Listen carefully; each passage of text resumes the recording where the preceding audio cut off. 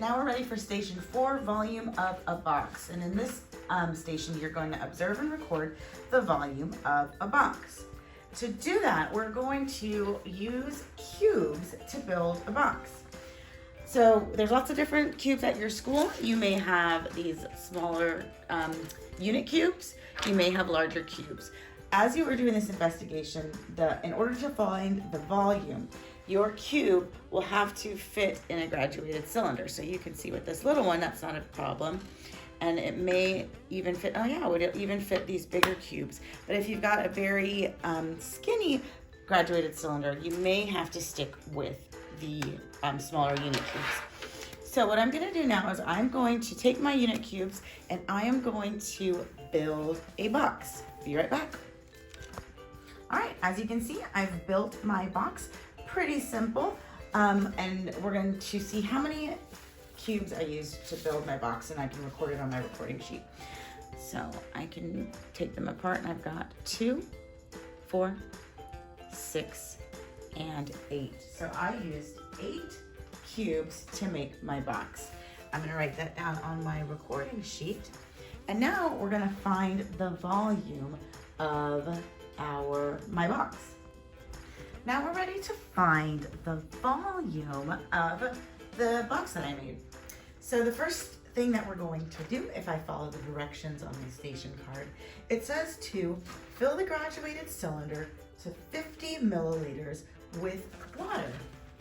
So I've got my beaker and I've got my graduated cylinders, and I'm gonna look and see where 50 milliliters is, and 50 milliliters is right there.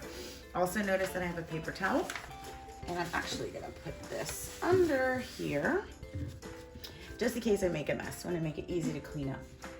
So I'm gonna carefully pour, and as I get closer, again with a graduated cylinder, you wanna get down to eye level, and I just need just a little bit more. All right, looks great. So on our recording sheet, you will see a box that says initial volume.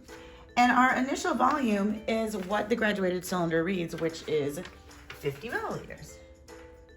Excellent. Now we're going to find the volume of the box. And to do that, we're going to use a method which is called the displacement method. Think about when you get into a bathtub. What happens? The water rises. What that is showing is how we're going to use that same strategy to find the volume of the box that I created. As I add the cubes, the 8 cubes that I used to build my box, the water is going to rise just like it would if a person gets into the bathtub, and then we'll be able to find out what the volume is of these pieces. So let's put them in 1, 2, 3, 4, 5, 6, 7, and 8. Now what I'm gonna do is I'm gonna go back down to eye level to see what the mass of my, or not the mass, the volume of my box is. All right, so I zoomed in a little bit closer so that you can see that the level of the water has risen.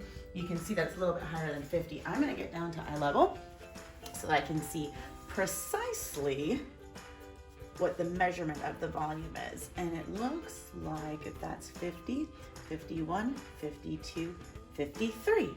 So I'm going to write on my recording sheet now in the spot that says